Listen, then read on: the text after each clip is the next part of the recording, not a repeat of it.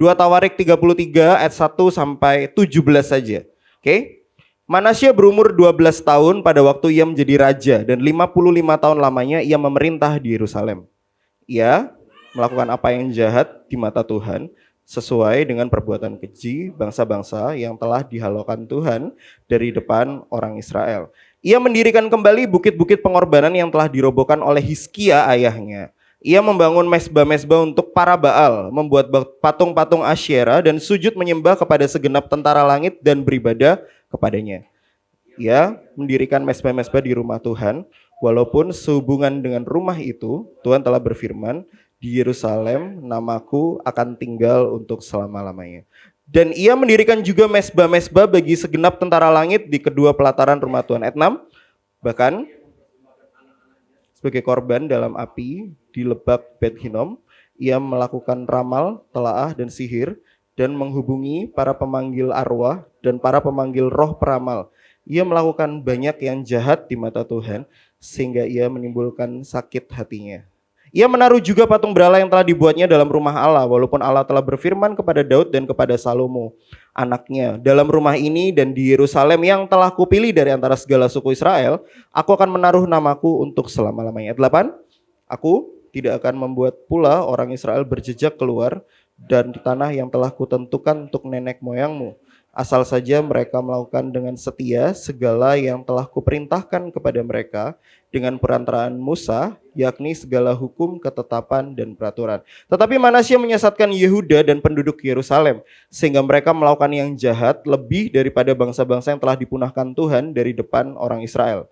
Kemudian berfirmanlah Tuhan kepada Manasya dan rakyatnya, tetapi mereka tidak menghiraukannya. Oleh sebab itu Tuhan mendatangkan kepada mereka panglima-panglima tentara Raja Asyur yang menangkap Manasya dengan kaitan, membelenggunya dengan rantai tembaga dan membawanya ke Babel.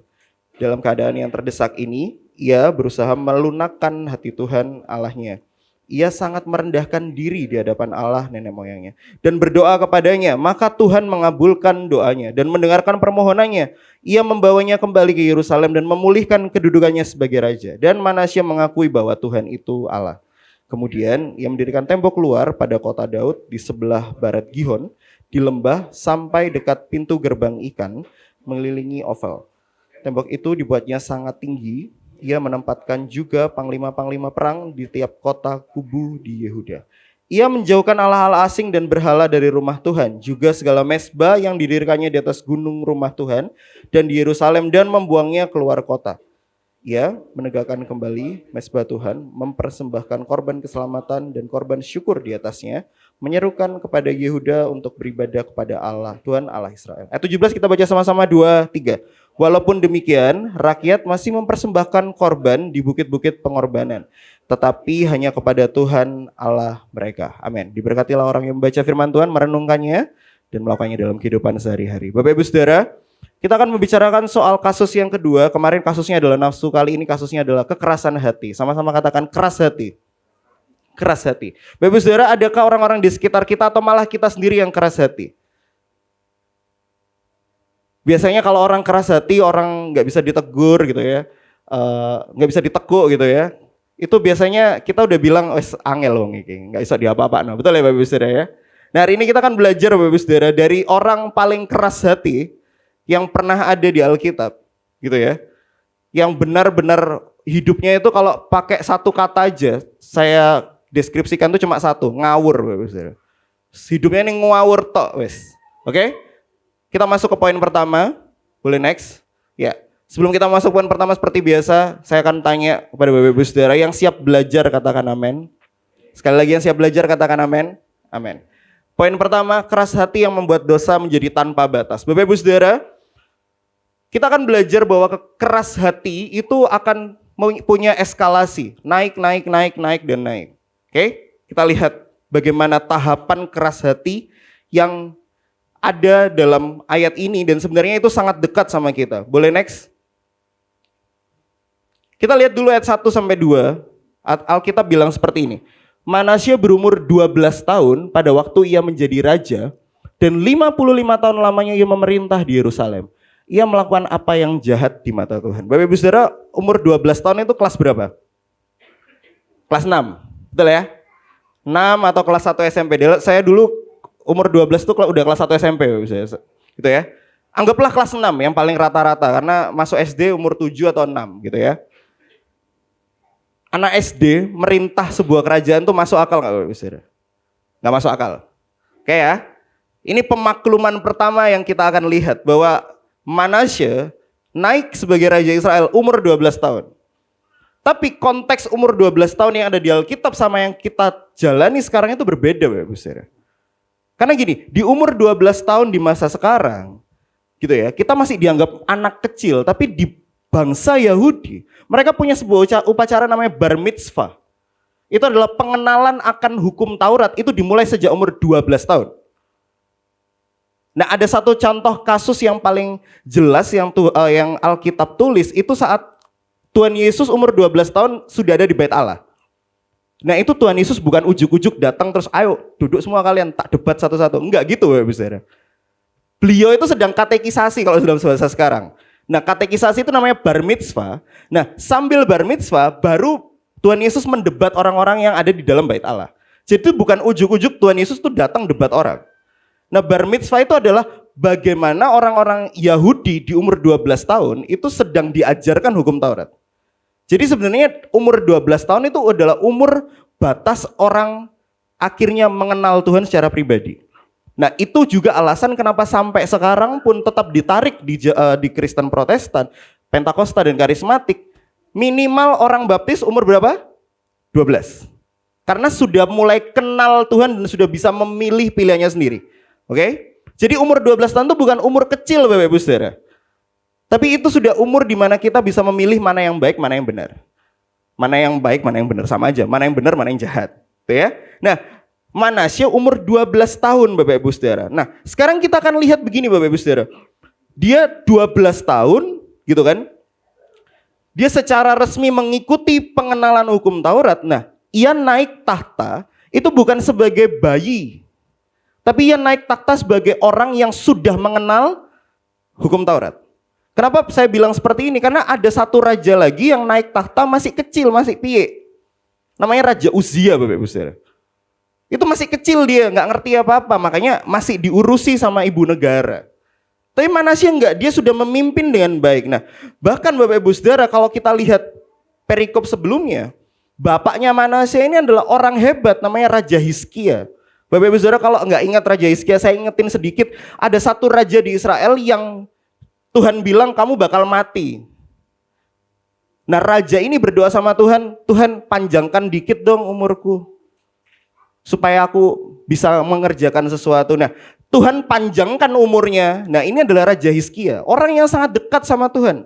Raja Hizkia ini juga merestorasi hukum Taurat, bukan merestorasi itu diganti ya hukum Taurat, tapi mengembalikan lagi hukum Taurat, mesbah-mesbah dikembalikan lagi gitu.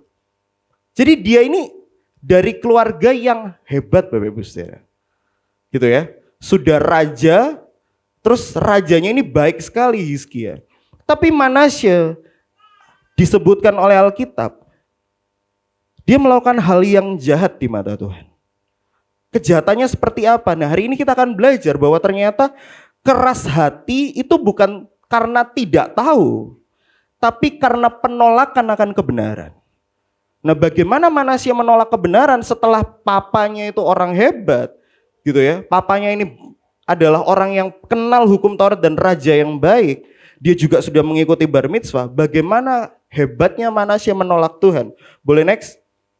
Ayat 3 langsung dimulai dengan begini Bapak Ibu Saudara. Ia mendirikan kembali. Apa yang didirikan Bapak Ibu Saudara? Bukit-bukit pengorbanan yang telah dirobohkan oleh Hizkia ayahnya. Bukit-bukit pengorbanan untuk dewa-dewi di sekitar bangsa Israel ini. Untuk para Baal, untuk Asyera, untuk segenap tentara langit. Didirikan kembali. Bapaknya itu sudah bantai-bantai, sudah dirobohkan semua. Kita semua sembah Tuhan. Gak usah sembah Baal, Asyera dan sebagainya. Manasye bangkit terus bilang, tak bangun mana ya gak sih? Dibangun lagi. Ini adalah langkah pertama yang dilakukan oleh Manasye. Langkah yang kita dari awal aja sudah mikir rodok gak bener orang ini. Betul gak Bapak Saudara? Ya, sesuai deskripsi saya tadi di awal kan, ngawur. ngawur tok wes. Gitu ya. Dan bahkan Bapak Ibu Saudara, ada satu teolog yang bilang begini, di saat Hizkia itu berlari maju bahwa Israel dekat sama Tuhan, Manasya bangkit lalu dibawa mundur lagi sama Manasya. Dia bukan mundur sendirian tapi seluruh bangsa ditarik mundur sama Manasya. Kata Ibrani Yasab itu untuk membangun kembali itu artinya menegakkan kembali dari reruntuhan. Jadi bukan cuma dibangun kembali, tapi dibeliin barang-barang baru. Cuma buat bukit-bukit pengorbanan. Lalu lihat ayat 4 sampai 5, boleh next. Ayat 3 tadi adalah langkah pertama dari Manasya. Ayat 4 sampai 5 ini langkah keduanya. Ia mendirikan mezbah-mezbah di rumah Tuhan walaupun sehubungan dengan rumah itu Tuhan telah berfirman. Di Yerusalem tinggal untuk selama-lamanya dan ia mendirikan juga mezbah-mezbah bagi segenap tentara langit di kedua pelataran rumah Tuhan. Mezbahnya dibangun. Nah ayat 4 sama 5 menjelaskan bahwa mezbah-mezbah untuk dewa-dewi ini dimasukkan Bapak Ibu Saudara ke bait Allah. Loh tambah rusak mana? Awalnya cuma di luar bait Allah, tiba-tiba dimasukkan ke dalam bait Allah. Oke? Ya, ini baru langkah kedua. Langkah ketiga ini langkah yang sangat gila. Bahkan ia mempersembahkan anaknya sebagai korban dalam api. Orang-orang di sekitar Israel itu Bapak Ibu Saudara, kalau misalnya nggak turun hujan, mereka ngapain Bapak Ibu Saudara? Mereka persembahkan anaknya yang paling cantik, yang paling ganteng, gitu ya. Dipersembahkan di atas mezbah buat para dewa-dewi itu. Tuhan mengutuk di imamat. Jangan seperti bangsa-bangsa di sekitarmu. Manasya tahu hukum Taurat, dia lihat apa yang Tuhan gak suka dilakukan. Dia persembahkan anak-anaknya di atas api. Mati semua anaknya. Serusak ini Bapak Ibu Saudara. Kalau ada kasus tanpa harapan, ya ini gak ada harapan Bapak Ibu Saudara. Orang seperti ini layak gak bertobat kalau mau jujur Bapak Ibu Saudara? Layak gak Bapak Ibu Saudara? Kalau ada orang kayak gini di dalam gereja, gitu ya, upacara mempersembahkan korban gitu kan. Kita bukan diundang buat buat ibadah ucapan syukur, tapi kita diundang, ayo datang ke rumahku, saya mau mempersembahkan anakku, di depan kita jerot gitu, dibunuh anaknya. Masih mau terima nggak orang ini di gereja, Bapak Saudara, jujur-jujuran? Ya rodok takut ya Bapak Saudara. Kita lanjutkan, next. Langkah selanjutnya, ayat 7. Ia menaruh juga berhala yang telah dibuatnya. Loh ini berhalanya dibuat sendiri. Setelah dewa-dewi tadi diangkat lagi sama Manasya, dia bikin dewa sendiri Bapak Ibu Saudara. Terus dimasukin kemana? Di rumah Tuhan. Bayangkan satu negara rusak hanya karena satu orang ini. Terakhir, langkah terakhir. Tetapi Manasya, Alkitab bilang begini, tetapi Manasya menyesatkan Yehuda dan penduduk Yerusalem sehingga mereka melakukan yang jahat lebih daripada bangsa-bangsa yang telah dipunahkan Tuhan. Alkitab sampai bilang, yang dilakukan Manasya ini lebih jahat daripada semua bangsa di sekitar Yehuda. Lebih jahat daripada Filistin, lebih jahat daripada Amon, Amori, dan sebagainya. Ini adalah pujian tertinggi dari Alkitab untuk orang paling ngawur Bapak Ibu Saudara. Ya, Alkitab memuji Manasya dengan bilang, gak ada yang paling kotor daripada Manasya. Ini orang paling rusak yang pernah ada di Alkitab. Ada harapan gak buat orang seperti ini? Gak ada Bapak Saudara. Kemarin kita belajar. Saat kita menginginkan sesuatu, gitu kan, bangsa Israel bilang, kita ingin daging, kita udah bosen sama roti. Hasilnya Tuhan tolak atau Tuhan kasih Bapak Ibu Saudara? Dagingnya dikasih sampai muntah-muntah orang Israel, sampai keluar dari hidung mereka Alkitab bilang. Sampai daging itu ditumpuk sampai satu perjalanan hari lamanya, saking banyaknya. Di minggu kemarin kita belajar bahwa saat kita melakukan sesuatu yang salah, saat kita berdosa sama Tuhan, saat kita mengganti Tuhan, Tuhan menghukum kita dengan cara mengabulkan keinginan kita. Tapi hari ini kita akan belajar, kalau keras hati Tuhan punya metode yang berbeda. Metodenya apa Bapak Ibu Saudara? Hari ini sebelum kita masuk ke poin kedua, mari kita lihat keras hati ini bukan soal apa yang dilakukan, tapi soal respon kita terhadap kebenaran yang sudah kita ketahui. Manasya tahu apa yang benar, apa yang baik. Manasya tahu bahwa ini semua yang dia lakukan salah. Bapaknya Hizkia, Bapak Ibu Saudara. Bapaknya itu orang benar. Tapi kelakuan anaknya berbanding terbalik sama papanya. Bahkan apa yang sudah dihancurkan sama papanya dibangun lagi. Seolah-olah belum cukup dia persembahkan anaknya di atas api buat dewa-dewi. Seolah-olah nyawa nggak ada harganya di hadapan Manasya. Demi untuk menghancurkan kepercayaan orang Israel kepada Tuhan. Ia tahu yang Allah perintahkan dan ia memilih sebaliknya. Keras hati itu kondisi hati yang sadar dan berulang kali menolak firman. Kalau mau jujur Bapak Ibu Saudara, kita semua di sini pernah seperti Manasya. Yang setuju katakan amin. Kita tahu mana yang benar, tapi kita memilih untuk melakukan apa yang salah. Bukan karena kita benci sama Tuhan, tapi karena kita capek tidak dapat keuntungan apa-apa dari kebenaran. Aku benar terus loh Tuhan, tapi kok gak dapat apa-apa. Aku benar terus kok gak untung-untung. Aku benar kok malah bangkrut. Aku udah jadi istri yang baik, aku udah jadi suami yang baik, kok malah diselingkuhi Tuhan. Seringkali bukan karena kita ingin menghancurkan Tuhan, kita ingin menolak Tuhan, tapi sebenarnya kita sudah lelah berbuat benar tanpa untung. Apa sih untungnya sama Tuhan? Apa sih untungnya berbuat benar? Itu yang Manasya dapatkan. Dia sepanjang hidupnya lihat bapaknya, Bapak Ibu Saudara.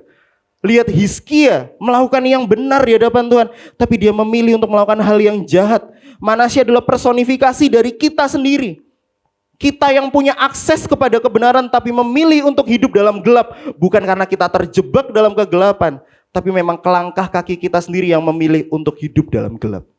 Nanti dulu aku hidup dalam terang.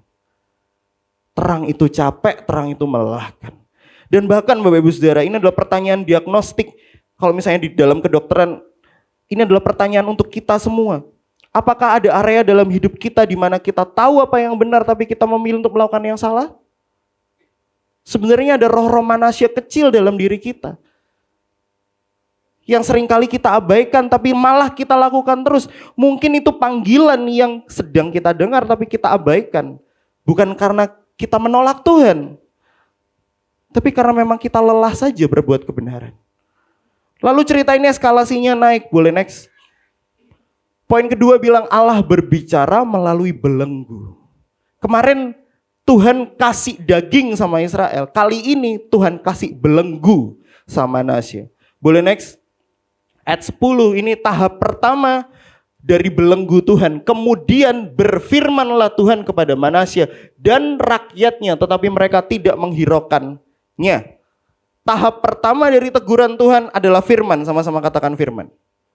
Firman. Bapak Ibu Saudara, saya sudah pernah sharing di sini. Saya nggak mau pulang dari gereja tidak dalam keadaan tertegur.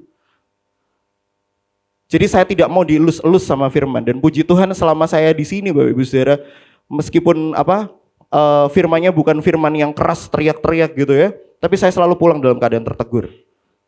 Karena kenapa Bapak Ibu Saudara? Ini loh. Cara Tuhan menegur kita nomor satu selalu dari firman. Jadi saya mau himbau di sini Bapak Ibu Saudara. Saya mau sarankan di sini, di mimbar ini, bahwa saat kita dengerin firman Bapak Ibu Saudara, jangan berpikir firman itu buat kamu ini. Gitu kan? Kadang-kala kita kalau pulang gereja kan kayak gitu. Mama nggak ikut gereja tadi, firmannya cocok buat mama lah ngamuan gitu. Gitu kan Bapak Ibu Saudara? Atau anak kita nggak datang ke gereja gitu kan, terus kita pulang terus bilang, kamu mas nggak datang ke gereja, cocok firmannya buat kamu. Bapak Gembala tadi lagi bahas semut, muales kamu itu, kamarmu rapiin gitu kan. Tapi pernah nggak kita datang ke gereja terus, aku ditegur apa ya sama Tuhan hari ini? Firman itu adalah tahap pertama Tuhan menegur kita. Dan siapa yang siap untuk ditegur firman? Adalah orang-orang yang siap diubahkan dan hidupnya kembali dipersatukan dengan Tuhan melalui Injil. Setuju katakan amin. Firman lebih dulu, dan Bapak Ibu Saudara, ternyata firman tidak dihiraukan. Bayangkan, firman ini bukan kepada Manasya. Ayat Alkitab bilang apa? Kepada satu Yehuda, gak ada yang mau dengar Tuhan. Lalu Bapak Ibu Saudara, ini pola yang konsisten dalam perjanjian lama. Tuhan gak pernah langsung ujuk-ujuk hukum, difirmanin dulu. Melalui siapa? Melalui nabi-nabinya. Ini pun bukan Tuhan langsung datang sama Manasya Bapak Ibu Saudara. Di sini pakai kata dabar, berfirman itu pakai kata dabar. Dabar ini adalah penyampaian firman yang melalui orang ketiga, yaitu nabi. Jadi ini Manasye ditegur sama nabi Tuhan. Nah ini Bapak Ibu Saudara, kita lihat Tuhan itu bukan Tuhan yang suka hukum dar-der-dor, Bapak Ibu Saudara. Tapi Tuhan itu selalu kasih kesempatan kedua dulu. Ada banyak ayat Alkitab yang menunjukkan ini. Sodom dan Gomora sebelum ditunggang balikan, Tuhan kasih firman ke siapa? Ke Abraham. Coba kabarkan ke Sodom dan Gomora sebelum tak tunggang balikan. Dikabarkan, tetap ditolak. Siapa lagi Bapak Ibu Saudara? Saya pernah khotbah di Youth, ada satu cerita di Yosua. Gitu. Ada seseorang yang ngambil barang jarahan. Tuhan udah tahu siapa yang ngambil. Tapi Tuhan berfirman apa? Ada satu orang yang ngambil barang jarahan di antara kemahmu. Coba cari ono. Itu adalah kesempatan kedua dari Tuhan. Firman itu kesempatan kedua dari Tuhan untuk kita bertobat. Tapi saat kita mulai tidak menghiraukannya, tahap kedua Tuhan mulai jalan. Boleh next? Gak jauh-jauh Bapak Ibu Saudara, ayat selanjutnya langsung bilang begini. Oleh sebab itu Tuhan mendatangkan loh. Ini Tuhan yang datengin. Gitu ya? Tuhan mendatangkan apa? Panglima tentara Raja Asyur yang menangkap Manasye dengan kaitan. Membelenggunya dengan rantai tembaga dan membawanya ke Babel. Bapak Ibu Saudara, ada prasasti di zaman tersebut yang menunjukkan bahwa saat seorang raja ditangkap, itu kaitannya itu bukan dikaitkan di lehernya Bapak Ibu Saudara, tapi di hidungnya. Bapak Ibu Saudara tahu kail buat mancing bandeng. Nah bayangkan itu 10 kali lipat lebih besar ditaruh di hidung. Terus ditarik. Nah terus dibelenggu Bapak Ibu Saudara. Dibelenggu itu tangan dan kakinya dibelenggu dalam satu rantai. Diseret ke Babel. Oke, ini adalah penghinaan tertinggi untuk seorang raja. Bapak Ibu Saudara, sebenarnya kalau tahap satunya diokein sama Manasye, dia nggak perlu ngelewatin ini, betul nggak Bapak Ibu Saudara? Tapi karena Manasye nggak denger, Manasye lebih memilih untuk melakukan yang jelek-jelek tadi. Tuhan memakai cara selanjutnya yaitu belenggu. Nah seringkali kita takut sama belenggu ini Bapak Ibu Saudara. Tapi lihat bagaimana Alkitab menulis soal belenggu ini. Saya kuningkan, Tuhan mendatangkan. Roma 8 ayat 28 bilang Tuhan mengerjakan segala sesuatu yang baik gitu ya. Tapi kok Tuhan mendatangkan belenggu, kok Tuhan mendatangkan panglima Asyur buat kita. Kok Tuhan mendatangkan, kalau misalnya pakai bahasa teologis, belalang-belalang pelahap pengerik gitu ya. Kok Tuhan mendatangkan seperti itu? Hari ini adalah sebuah refleksi untuk kita. Mungkin kita sudah di tahap 2. Mungkin ada firman yang kita abaikan sampai Tuhan akhirnya datengin belenggu. Dan ini adalah refleksi buat saya juga Bapak Ibu Saudara. Kalau belenggu itu datang, mungkin itu bukan proses. Tapi peringatan Tuhan bahwa firman di tahap 1 sudah saya abaikan. Dan firman ini yang diabaikan ini mendatangkan belenggu. Lalu Bapak Ibu Saudara, ayat 12 sampai 13 ada sesuatu yang hebat. Boleh next? Dalam keadaan yang terdesak ini, ia Manasye berusaha melunakkan hati Tuhan Allahnya. Ia sangat merendahkan diri di hadapan Allah nenek moyangnya dan berdoa kepadanya. Lalu ayat Alkitab bilang apa Bapak Ibu Saudara? Maka Tuhan mengabulkan doanya dan mendengarkan permohonannya. Ia membawanya kembali ke Yerusalem dan memulihkan kedudukannya sebagai raja. Dan Manasye mengakui bahwa Tuhan itu Allah. Bayangkan, satu pertobatan, tidak puasa 40 hari, hanya satu doa untuk seseorang yang tidak pernah berdoa seumur hidupnya kepada Tuhan yang benar. Tuhan kabulkan doanya. Saya mau kasih penghiburan di sini di poin kedua. Bapak Ibu Saudara, nggak ada yang terlalu rusak di hadapan Tuhan. Tidak ada dosa yang terlalu merah di hadapan Tuhan. Tuhan itu bukan kita, makanya tadi saya tanya kan, kalau ada orang seperti Manasye dalam gereja, bagaimana tanggapan kita? Kalau mau jujur ya, kita takut Bapak Ibu Saudara. Gitu ya, bukan undangan ibadah ucapan syukur, malah undangan ibadah mempersembahkan anak gitu kan. Kita pikir persembahan kepada Tuhan, ternyata persembahan pada dewa-dewi asing kan, rada wedi kan Bapak Ibu Saudara. Ayo kita bangun mezbah untuk dewa-dewi lain. Takut kan kita sama orang seperti Manasye ini? Yang rusaknya ngawurnya minta ampun. Tapi Tuhan tidak pernah mendendam seperti kita. Tuhan cukup dengan pertobatan kita. Dia bertobat dan Tuhan mengabulkan doanya. Dikembalikan ke Yerusalem. Bapak Saudara, pertobatan Manasya ini adalah pertobatan yang hebat. Bukan karena Manasyanya yang hebat. Tapi aktor utamanya sejak awal adalah Tuhan. Tuhan yang datengin Panglima Asyur buat Manasya. Targetnya apa? Supaya Manasya bertobat. Hasilnya Manasya bertobat atau tidak? Bertobat. Saya mau bilang Bapak Ibu Saudara, Alkitab selalu bilang bahwa Tuhan akan selalu cari kita, kejar kita karena Dia sayang sama kita. Dan yang perlu kita lakukan cuma satu, berhenti. Gak usah sok ganteng, gak usah sok cantik Bapak Ibu Saudara. Kejar aku Tuhan, jangan, berhenti. Tuhan, aku berhenti, aku mau lihat Engkau lagi. Setuju, katakan amin.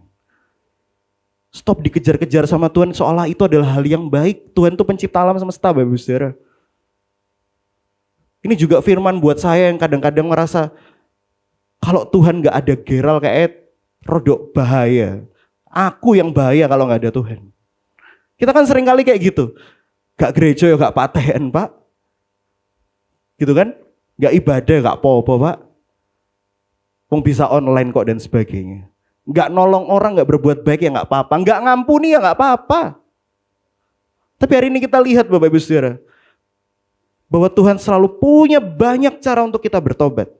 Dan aktor utama dalam pertobatan tidak pernah kita, tapi Tuhan. Tuhan yang akan selalu membawa kita pada pertobatan. Bapak Ibu Saudara, dia minta belas kasihan sama Tuhan.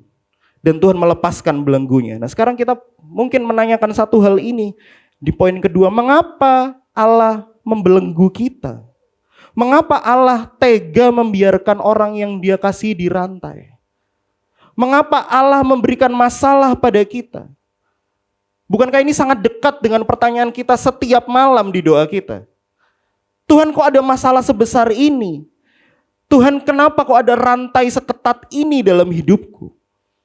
Dan teks ini memberikan jawaban yang mengejutkan karena rantai itu adalah sarana terbaik untuk kita bertobat.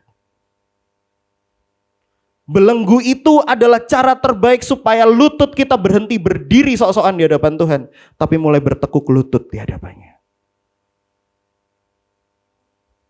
Orang yang keras hati ini, Alkitab catat, dia berusaha melunakkan hati Tuhan. Seolah-olah Tuhan yang keras hati pada dia. Tapi siapa yang keras hati? Manasya. Tuhan selalu lembut. Tapi Alkitab bilang, cara pandang kita terhadap Tuhan selalu salah. Kita selalu berpikir bahwa rantai dan belenggu itu karena Tuhan keras. Tapi sejak awal kita yang keras. Sejak awal kita yang terus memberontak. Belenggu itu bukan akhir cerita. Belenggu itu adalah pembuka dari cerita baru yang Tuhan siapkan kepada kita. Teolog terkenal bernama C.S. Lewis bilang seperti ini.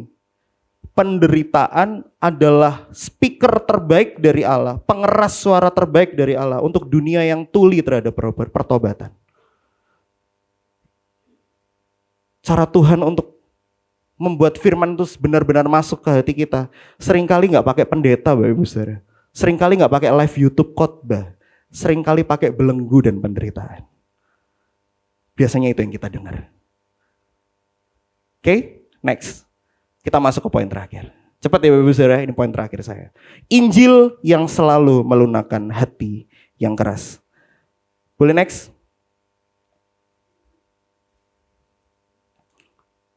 Ayat 15 bilang begini. Kita lihat pertobatan Manasya. Ada orang yang bilang bertobat tapi sebenarnya nggak benar-benar bertobat. Aku sudah bertobat gitu ya, altar call nangis-nangis gitu kan. Tapi ternyata tidak bertobat. Gitu ya. Kita lihat pertobatan selalu menghasilkan buah. Sama-sama katakan pertobatan selalu menghasilkan buah. Oke, segala sesuatu Alkitab bilang selalu tampak dari buahnya. Kita bisa klaim kita bertobat, tapi ternyata buahnya belum bertobat. Oke, lihat bagaimana buah pertobatan dari Manasya. Ia menjauhkan Allah-Allah asing dan berhala dari rumah Tuhan. Dia sadar dulu, yang dia jauhkan adalah Allah asing di rumah Tuhan. Dibersihin dulu bait Allah. Kedua, segala mezbah yang didirikannya di atas gunung rumah Tuhan, di sinagoge-sinagoge di pucuk-pucuk gunung, Dia turunin semua. Jadi bait Allah dulu, baru gunung-gunung Tuhan dia turunkan semuanya. Oke? Dia buang keluar kota. Dia bersihkan Yerusalem sebagai kota Tuhan. Oke? Dibuang keluar kota. Ayat 16, ia menegakkan kembali mezbah Tuhan. Baru setelah dibersihkan, mezbah Tuhan didirikan lagi. Ini adalah pola yang selalu Alkitab kasih sama kita. Jangan kamu datang ke Tuhan kalau kamu masih benci sama saudaramu gitu kan. Perjanjian baru bilang seperti itu kan. Ini dulu dibersihkan. Hatinya dulu dibersihkan baru kita datang sama Tuhan. Gitu kan? Doa Bapa kami juga begitu. Ampunilah kami seperti kami juga mengampuni orang yang bersalah kepada kami. Lihat, Tuhan selalu incar hati kita dulu. Kalau mau datang ke aku, bersihin dulu hatimu. Sebelum bangun mezbah Tuhan, bersihkan dulu dewa-dewa asing itu. Bersihkan dulu keinginan-keinginan kita yang selain Tuhan. Oke, baru kita bangun mezbah Tuhan. Itu ya, mempersembahkan korban keselamatan dan korban syukur di atasnya, menyerukan kepada Yehuda untuk beribadah kepada Tuhan Allah Israel. Nah, baru dia berseru, orang yang bilang sama Yehuda, "Gak usah nyembah Tuhan." Tiba-tiba dia bilang, "Ayo sembah Tuhan. Kita beribadah lagi sama Tuhan." Tapi ayat 17 bilang begini. Walaupun demikian, rakyat masih mempersembahkan korban di bukit-bukit pengorbanan, tetapi hanya kepada Tuhan Allah mereka. Dampak dosa segede ini Bapak Ibu Saudara. Mereka udah terbiasa mempersembahkan korban kepada Allah-Allah asing. Akhirnya saat Manasye nyuruh Israel untuk kembali kepada Tuhan, mereka kembali pada Tuhan, tapi prakteknya salah. Mereka masih mempersembahkan korban-korban kepada Tuhan yang benar, tapi di mezbah-mezbah Allah asing itu dengan cara yang salah. Dosa itu selalu punya sisa Bapak Ibu Saudara. Ada dampak dari dosa, makanya dosa itu resikonya satu ini. Sisa-sisanya masih ada. Oke? Nah, dari sini kita akan belajar bahwa pertobatan ini adalah anugerah dari Tuhan. Pertobatan itu bukan kita yang memperjuangkan, tapi Tuhan yang memberikan kepada kita. Reformasi dulu dimulai saat pertobatan dijalankan. Bapak Ibu Saudara, kalau kita bertobat harus ada perubahan dalam hidup kita. Amin. Kita nggak bisa self-claim bertobat, saya sudah bertobat, tapi di rumah masih ngamuan. Kita nggak bisa bilang saya sudah bertobat tapi masih mbojo. Kan aku sudah bertobat nggak nyontek gitu kan. Iya, tapi pacarmu masih bukan Kristen loh. Ya apa? Bertobat itu nggak bisa parsial loh Ibu Saudara. Bertobat itu harus sepenuhnya, amin. Ayat ini bilang Manasye habiskan semua mezbah-mezbah Allah asing itu. Semua, nggak ada yang disisakan. Dan sebenarnya itu yang harusnya kita lakukan. Dan Bapak Ibu Saudara, tanda pertobatan yang otentik bukan sekedar penyesalan emosional. Bukan ibadahnya jago, bukan penyembahannya jago. Bukan bahasa rohnya yang terus ada. Bukan berarti bahasa roh nggak benar ya Bapak Ibu Saudara. Saya kalau di kamar juga bahasa roh Bapak Ibu Saudara. Tapi pertobatan itu muncul buahnya bukan dari jago ibadah. Tapi karakter dan perbuatan yang berbuah dan berubah. Amin. Dan orang harus mengecap itu. Orang lain harus mengecap itu karena kita gak netral sama diri kita. Kadang-kala kita bilang bertobat, wah aku sudah baik kok, tapi orang lain masih lihat kita gak baik. Orang lain harus mengecap buahnya. Dan Manasye membuktikan bahwa pengorbanannya otentik karena semua orang mengecap buahnya. Tapi kan dia raja, gampang nyuruh orang untuk kembali pada Tuhan. Gak gampang Bapak Ibu Saudara. Bapak Ibu Saudara di sini sudah ada yang pernah menginjili satu orang bukan Kristen terus jadi Kristen, boleh angkat tangan? Sudah pernah? Oh, bukan pernah. Gitu. Bapak Gembala pernah harusnya. Saya pernah, hampir tapi 3 kali. Hampir semua, nggak jadi semua. Gitu ya, nggak apa-apa, belum hoki. Bukan saatnya Tuhan berarti. Ya. Tapi saya mau tanya itu karena gini Bapak Ibu Saudara. Satu aja kita convert dari bukan Kristen ke Kristen. Susahnya minta ampun, betul nggak Bapak Ibu Saudara? Susah ya, perlu waktu bertahun-tahun. Perlu bersahabat dulu, nggak bisa kan kita injili set, dar, terus, wah saya mau baptis besok, bisa mungkin. Tapi lebih banyak biasanya dimulai dari hubungan dekat dulu, intim, gitu kan. Berapa banyak waktu kita habiskan ngopi sama dia gitu kan. Kita habiskan dengerin curhatannya. Banyak waktu yang kita habiskan. Lah ini Manasye Bapak Ibu Saudara. Orang-orang yang sadar sama Tuhan, yang menyembah Tuhan, dia tarik sembah dewa semua. Lah ngawur tuh. Jadi bukan lagi Dikonvert dari orang yang gak percaya Tuhan jadi percaya Tuhan. Ini orang percaya Tuhan. Ayo gak percaya Tuhan bareng-bareng be aku. Aku rajamu. Tak kasih semuanya. Ditarik semua gak percaya sama Tuhan. Satu negara. Terus tiba-tiba dia dibelenggu, dibawa ke Asyur. Dia bertobat, pulang. Dia bertobat sendirian. Terus dia bilang gini, ayo kembali ke Tuhan. Percaya gak orang-orang kira-kira? Yo godek-godek kok Saudara. Loh, awakmu sing ngajak kok. Saiki moro-moro balik ke Tuhan sing genahe gitu kan. Raja apa iki plan-plan? Tapi Alkitab bilang apa? Dia menyerukan orang-orang Yehuda untuk kembali beribadah pada Tuhan. Dan buktinya memang orang-orang Yehuda ada banyak yang masih tetap menyembah dewa-dewa asing itu. Tapi sudah menyembah Tuhan tapi pakai cara dewa-dewa asing itu.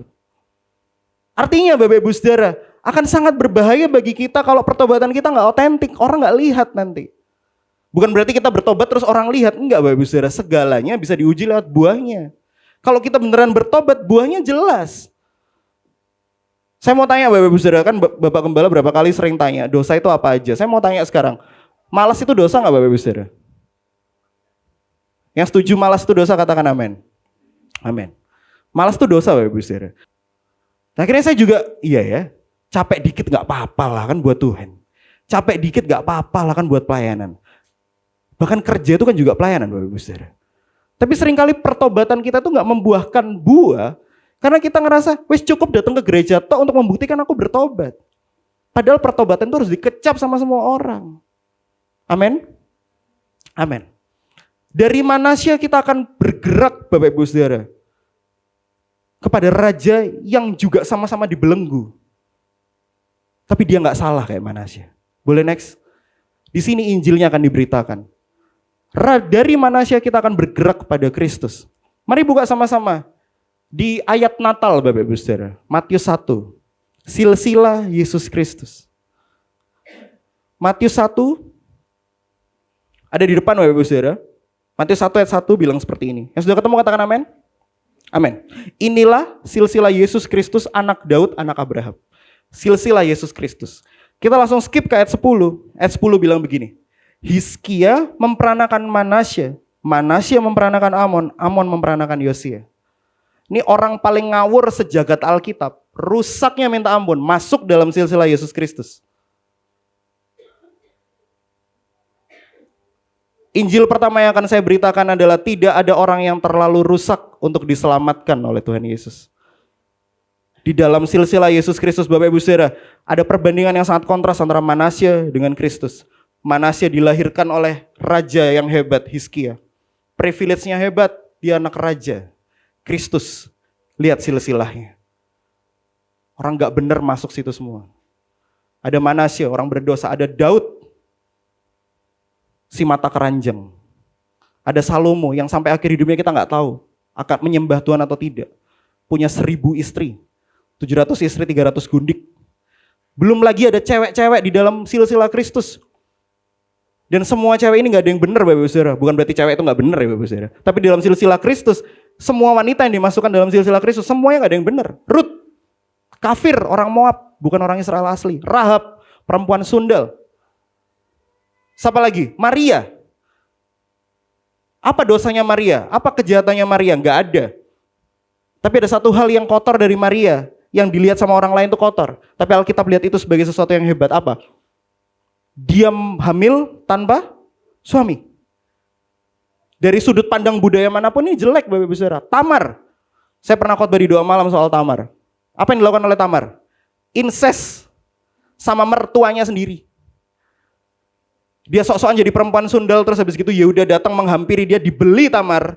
Terus habis gitu Tamar bilang, aku Tamar, aku menantumu, bayangkan. Rusak semua silsilah Yesus Kristus ini. Karena Yesus Kristus mau bilang sama kita, pesan Kristus dari awal kedatangannya sampai akhir, dari perjanjian lama sampai perjanjian baru selalu sama. Aku datang untuk orang berdosa, bukan untuk orang benar. Dia tunjukkan dalam silsilahnya, lihat dari atas sampai bawah, gak ada orang benar. Abraham bukan orang benar, iya bukan orang benar Abraham. 2 kali dia berbohong soal Sarah, ini adikku, bukan istriku. Bapak Ibu Saudara, saya mau tanya, suami-suami yang bawa istrinya di sini, coba tanya, kalau aku ngakui kamu adikmu, kamu marah nggak? Coba tanya ke istrinya. Ngamuk pasti Bapak Ibu Saudara. Loh, setelah sekian tahun, Aku cuma adik gitu. Marah. 2 kali Abraham mengakui Sarah sebagai adiknya. Ishak pilih kasih. Alkitab mencatat dengan jelas, Ishak lebih mengasihi Esau. Itu kan, Ribka lebih mengasihi Yakub. Gak ada yang benar silsilah Yesus Kristus. Tapi Kristus menjadikannya kebenaran. Bukan karena mereka benar, tapi karena dia yang benar. Dimulai dari sini Bapak Ibu Saudara, kita bersihkan dulu masa lalu kita. Kita boleh berasal dari keluarga yang gak benar, kita boleh punya masa lalu yang gak benar. Tapi saya mau kasih penghiburan di sini. Kita gak hidup dalam masa lalu, masa depan kita bersama Kristus. Amin. Masa depan bersama Kristus adalah masa depan yang penuh dengan pengharapan. Lalu next Bapak Ibu Saudara. Perumpamaan tentang domba yang hilang Bapak Ibu Saudara. Kita tadi lihat. Bukan domba yang hilang, anak yang hilang. Saya gak akan bacain seluruhnya Bapak Ibu Saudara. Karena kalau misalnya kita baca seluruhnya panjang lagi. Tapi ingatkah kita bahwa saat perumpamaan anak yang hilang ini diucapkan oleh Yesus Kristus, itu sebenarnya adalah topologi atau tipologi dari setiap orang berdosa yang datang sama Tuhan. Kita selalu berpikir bahwa kita yang kembali sama Tuhan. Betul ya? Tapi dalam perumpamaan anak yang hilang gak kayak gitu. Lukas 15 ayat 16 bilang seperti ini. Maka bangkitlah ia, si anak bungsu ini, dan pergi kepada bapaknya. Ketika ia masih jauh, ayahnya telah melihatnya, lalu tergeraklah hatinya si ayah oleh belas kasihan. Ayahnya itu berlari mendapatkan dia, lalu merangkul dan mencium dia. Bapak Ibu Saudara, dalam konteks bangsa Yahudi dalam Israel nggak boleh Bapak Ibu Saudara, apalagi dalam dunia timur kuno. Ayah itu nggak boleh lari. Wibawa satu keluarga itu dalam ayah. Ayah itu nggak boleh bergerak dengan banyak gerakan, itu nggak boleh. Tapi Alkitab mencatat cara Kristus menjelaskan perumpamaan kerajaan sorga adalah sang bapa yang lari lihat anaknya dari jauh. Pesan Injil selalu sama, bukan kita yang datang sama Tuhan, Tuhan yang datang sama kita. Sang bapa beneran lari menghampiri kita. Dia bukan hanya lari, dia naik ke atas kayu salib untuk kita. Bukan kita yang dinaikkan ke atas kayu salib. Kamu harus bersihkan dosamu sendiri enggak? Aku akan rangkul kamu, akan cium kamu. Kata Bapa seperti itu kan. Dia yang hampiri. Lalu next, ada hubungan yang sangat dekat antara Manasya dengan Kristus. Ada raja lain yang dibelenggu.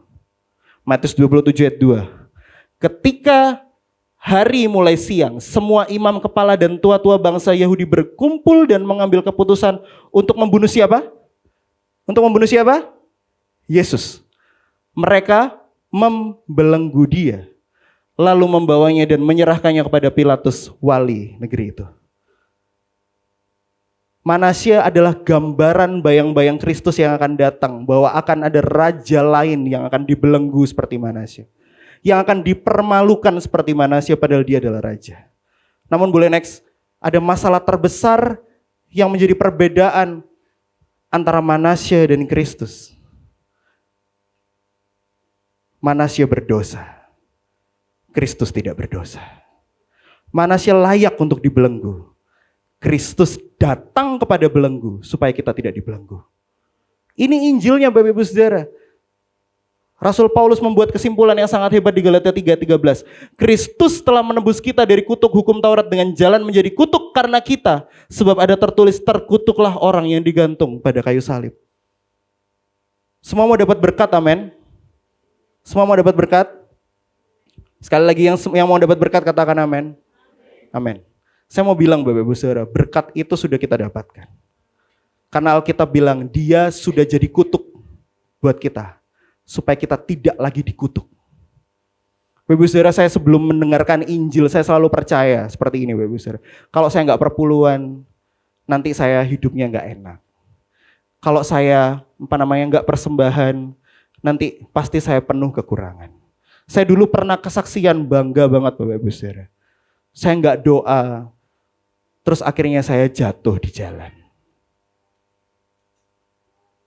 Itu cara pikir dunia. Sampai akhirnya saya bertemu Injil. Saya bertemu Kristus, saya bertemu dengan ayat ini. Bapak Ibu Saudara, tidak ada lagi kutuk yang ditimpakan kepada kita. Semua kutuk sudah ditimpakan di atas kayu salib.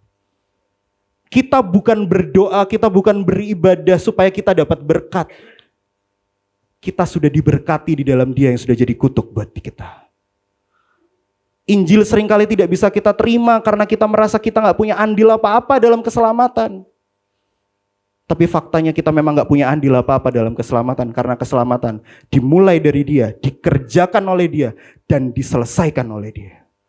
Kita cukup menerimanya dengan penuh syukur. Saya akhirnya percaya dari situ esensinya berubah Bapak Ibu Saudara. Saya kasih perpuluhan, saya kasih persembahan bukan untuk dikembalikan berlipat kali ganda. Tapi untuk memberikan rasa syukur saya kepada Tuhan yang sudah memberkati saya. Bukan lagi 10%, 20%, tapi bagaimana Tuhan menaruh saya di hati saya. Berapa persen pun gak ada gunanya buat saya.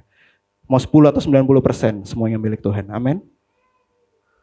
Esensinya berubah. Akhirnya saya bukan lagi berdoa supaya dijauhkan dari kecelakaan. Saya berdoa supaya setiap langkah kaki saya semuanya hanya untuk kemuliaan nama Tuhan.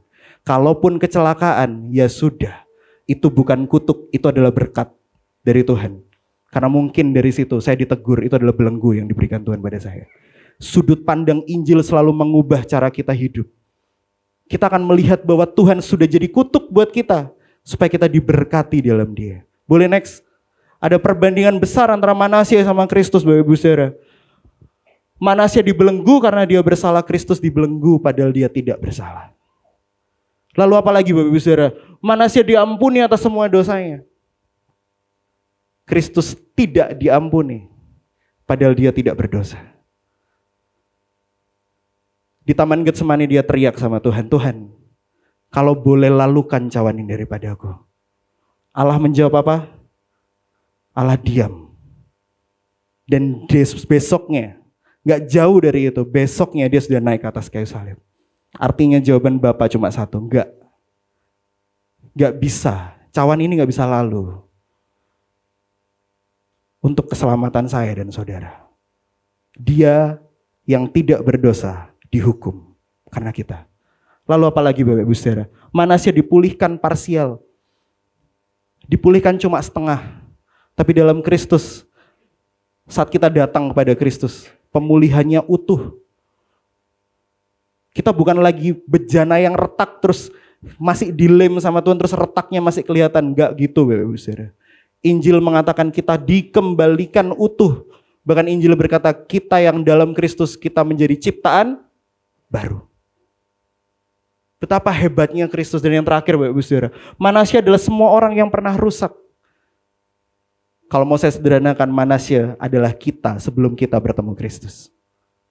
Manasya adalah kita semua yang selalu memberontak pada Tuhan. Tapi Kristus adalah antitype dari Manasya. Kristus adalah Tuhan yang selalu siap untuk mengampuni kita. Yang selalu siap untuk menerima apapun keadaan kita. Bukan karena kita yang hebat, tapi karena Dia yang benar-benar penuh dengan belas kasihan. Jadi apakah kasus Manasya adalah kasus tanpa harapan Bapak Ibu Saudara? Ternyata harapannya cuma ada satu. Selama 10 minggu ini kita akan selalu merujuk kepada satu pribadi. Tempat satu-satunya harapan muncul karena dia adalah sang harapan itu sendiri.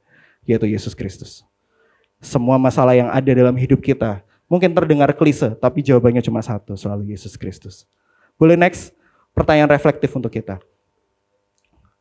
Dan kasih karunia kita akan baca Bapak Ibu Saudara sebelum kita masuk ke pertanyaan reflektif. 2, 3. Sebab karena kasih karunia kamu diselamatkan oleh iman. Itu bukan hasil usahamu, tetapi pemberian Allah. Itu bukan hasil pekerjaanmu. Jangan ada orang yang memegahkan diri. Kasih karunia dari Tuhan adalah pemberian cuma-cuma dari Tuhan. Tidak ada andil apapun dari kita. Gitu ya Bapak Ibu Saudara. Semoga kita mengerti bahwa ternyata pemberian yang Tuhan berikan kepada kita adalah pemberian yang sangat hebat. Yang sangat layak untuk disyukuri. Pertanyaan reflektif untuk kita, boleh next. Yang pertama Bapak Ibu Saudara, dalam hidup kita, apakah ada firman yang tidak kita patuhi dengan sengaja? Singkatnya, apakah masih ada roh Manasya yang kita rawat dalam diri kita? Aku tahu mana yang benar, aku setiap hari datang ke gereja. Setiap minggu, kalau setiap hari full timer. Setiap minggu datang ke gereja gitu. Tapi ada firman-firman yang kita hindari, enggak dulu deh gitu. Buat saya, nanti dulu deh. Hari ini mari bersama-sama dengan komunitas kudus dalam gereja. Mari bersama mendengarkan firman yang sudah digaungkan setiap hari sama kita. Amin. Jangan dirawat roh Manasya-nya Bapak Ibu Saudara sebelum belenggu itu datang. Yang kedua Bapak Ibu Saudara, pernahkah kita mengalami belenggu? Ada yang pernah mengalami belenggu Bapak Ibu Saudara yang dialami oleh Manasya? Saya rasa semuanya pernah ada di titik terendah. Tapi pilihannya kan cuma dua Bapak Ibu Saudara. Saat kita dibelenggu kita mau seperti Manasya yang bertobat, atau kita mau tetap ayo gas terus. Belenggu aku lebih keras Tuhan, semakin berdosa. Pilihan dari tangan kita. Tapi kalau kita ada di tahap yang kedua Bapak Ibu Saudara, solusinya cuma satu. Belenggu itu bisa dilepaskan saat kita bertekuk lutut di hadapan Tuhan. Belenggu itu nggak bisa dilepaskan, itu sama kayak kita tenggelam ke dalam pasir hisap itu Bapak Ibu Saudara. Bagaimana cara kita supaya nggak tenggelam? Bagaimana? Bergerak kerusuh gitu. Tambah ke hisap. Caranya gimana? Diem. Tunggu pertolongan. Injil tuh kayak gitu. Diem aja dulu. Tunggu nanti ada tangan yang nolong kamu. Siapa? Tuhan Yesus. Tuhan aku berserah, aku gak bisa ngelepasin dosa ini. Tuhan aku berserah, aku terikat sama dosa ini. Aku mau diem, aku mau tunggu tanganmu. Bukan langsung, wah gitu kan. Caranya untuk lepas dari kebangkrutan adalah ini gitu kan. Enggak, datang dulu sama Tuhan. Tuhan kenapa Tuhan? Aku salah apa? Atau Tuhan mau ngomong apa sama aku? Dan yang terakhir Bapak Ibu Saudara, Injil harus selalu bergerak keluar. Amin. Yang terakhir, apakah di sekitar kita ada Manasya-Manasya yang keras hati? Entah mungkin suami kita, anak kita, itu kan saudara kandung kita, saudara sepupu kita. Apakah ada orang-orang yang benar-benar menolak Tuhan dalam hidup kita? Dan seringkali kita berpikir, wes ancen gak iso diinjili wong iki. Tapi hari ini kita belajar bahwa gak ada manusia yang terlalu rusak dalam Tuhan. Maukah sekarang mulai detik ini, mulai khotbah ini selesai, kita mulai berdoa buat dia. Amin. Kita mulai mendoakan dia supaya dia kembali sama Tuhan. Manasya yang serusak ini aja bisa kembali, apalagi saudara-saudara kita, apalagi anak kita, apalagi kakak kita, adik kita. Ada yang masih punya iman untuk mengembalikan mereka karena Tuhan yang bisa mengembalikan mereka. Amin. Saya yakin semuanya masih punya iman. Bangkitkan iman itu. Jadi di pertama kita akan lihat diri kita sendiri. Yang kedua kita minta ampun sama yang Tuhan. Yang ketiga Injil harus bergerak keluar. Mari berdoa untuk orang-orang yang masih punya roh Manasya. Bukan ditegur Bapak Ibu Saudara. Didoakan dulu gitu ya. Terus baru dirangkul, dijak ngopi gitu loh. Jangan langsung dar-dar-dor. Kamu berdosa, kamu seperti Manasya nanti kamu akan dibelenggu. Gak gitu ya. Lah ya rusak kabeh gitu kan jemaat. Amin. Mau berdoa untuk orang-orang yang terhilang.